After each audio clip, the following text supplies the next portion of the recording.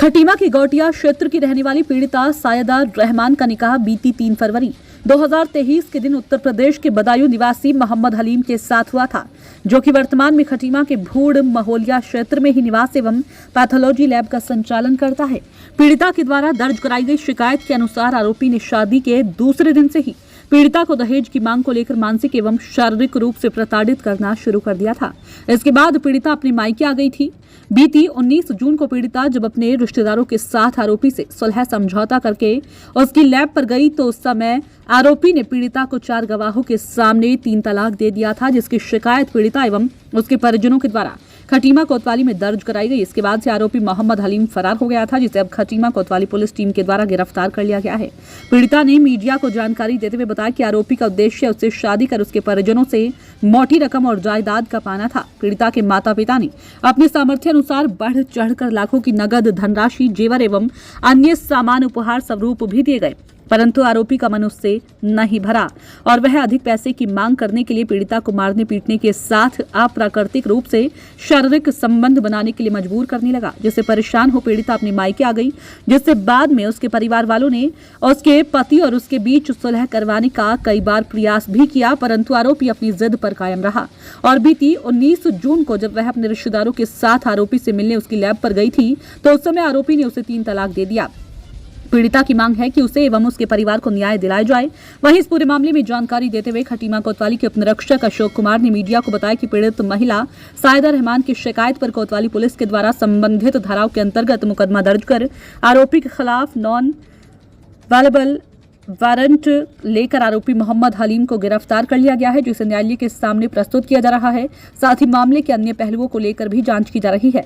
मामले में आरोपी अन्य ससुराल पक्ष के लोगों ने गिरफ्तारी से बचने के लिए हाईकोर्ट से गिरफ्तारी पर स्टेट ले रखा है। देखिए अशोक सरकार की रिपोर्ट। मुझे टॉर्चर करना शुरू कर दिया था कि मैं दूसरी शादी करूंगा और मुझे 60 लाख रुपए मिल रहे थे। मेरे पापा ने उसे घर नहीं दिया तो उसे प्रॉपर्टी चाहिए थी बिजनेस करने के लिए।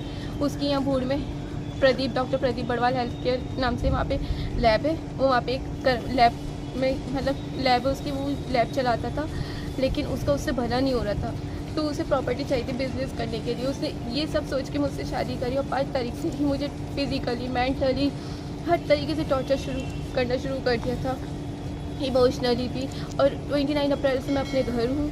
फिर 19 जून को मैं गई भी थी एक सुलह करने के लिए, सब लेके गए थे। 13-14 मई को उसके भाई आए, वो लेके गए। 14 मई को वो छोड़ के भी गया। फिर 19 जून को जब मैं अपने फूफा के साथ गई उसकी लैब पे तो उसने 3 तलाक दे दी थी, जिसमें 4 गवाह भी है। फिर जब से वो फरार है, उस रात उसको पकड़ा गया है और अब भी उसके मोबाइल में किसी लड़की के मैसेज आ रहे हैं।